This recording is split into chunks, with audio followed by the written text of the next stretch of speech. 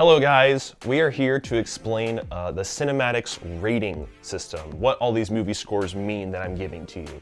So every single movie that I review, it's gonna get a score from 1 to 10, obviously 10 being the best, 1 being the worst, and every movie will get a number in there.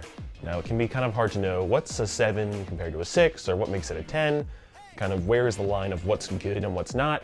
So we are going to make sure to dive right into that right now. Split up into 5 sections. We've got 1 and 2, 3 to 4, 5 is kind of the middle ground, then 6, 7, and then 8, 9, 10 is at the very top. So the first section, 1 to 2, means that there are like fundamental issues with this movie. You should not waste your time with these movies. Do not watch them at all. A 1 is basically nope, there's absolutely nothing redeemable about this movie. There's absolutely no reason to go watch it. Don't even think about it. And a 2 is pretty much just slightly better than that. But anything, a 1 or a 2, don't watch, don't go near it at all. Now 3 to 4 is basically the absolute bottom line of when you should see a movie. I have it described as these movies still function, but there's really no reason to still go check them out. So a 3 is kind of meh, like the movie does start and it does end, but it has a lot of issues and there's really still nothing to go enjoy about it, but it is still a functioning movie. And a 4, I put as coherent. Basically it makes sense, but there's still no good reason to go check it out.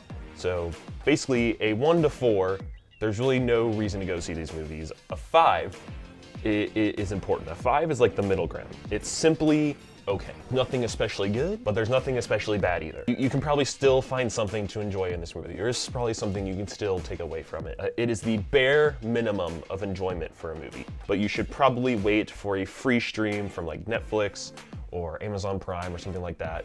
That is where a 5 lies. Now, when we get above a 5, a 6 to 7, I would define as good. It is a good movie. There's not necessarily anything terrible about it, but I still think it is something that you should wait for a Redbox or some type of rental. So, you know, renting it off Amazon for $4 to $6 or something like that. That's where I think a 6 to 7 range is. I think most movies end up in that 6 to 7 range, so it still means that it's good.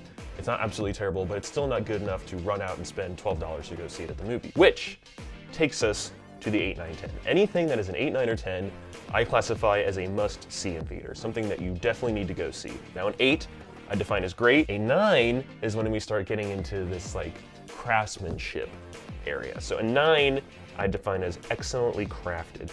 These movies stand out as some of the best of the year that they came out in. So a 9 isn't necessarily the best of all time, but it is the best of that year, and it is something that, like an 8, it can be a very entertaining movie, but when you get to a 9, it becomes something else. It becomes something that you feel had particular craftsmanship to it, that it was eloquently put together. And then a 10 is a masterpiece. This is something that will live on in cinematic history.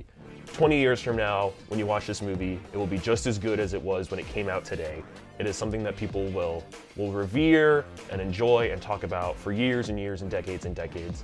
I think 10s are very rare, haven't given one out yet, but we will see in the future what happens. But I think a 10, the highest we're going to see is probably 9. We may get a 10, who knows? So I think I want the 10 to really, really mean something. I don't want to just hand out 10s here and there and everywhere.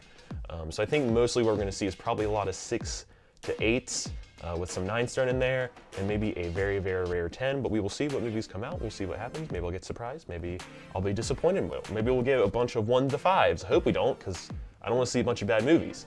But we will see what happens. So that is my rating system. So now when you watch all of my movie reviews, you kind of know what the scores mean, where they come from, what I mean when I say them. So thanks for watching this video. Check out all of my reviews now that you understand what the scores mean. And subscribe, like it, follow me at all these different places on Twitter, Instagram, all that fun stuff. And we'll catch you next time.